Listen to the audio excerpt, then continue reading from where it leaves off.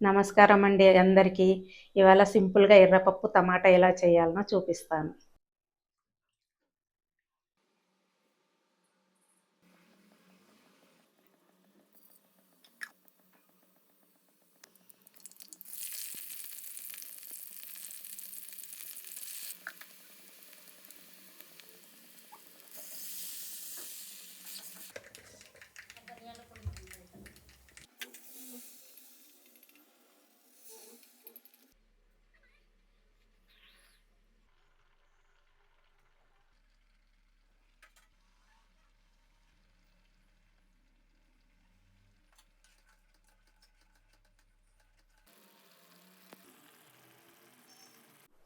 చూశారు కదా అండి ఎర్రపప్పు టమాటా అండే విధానము.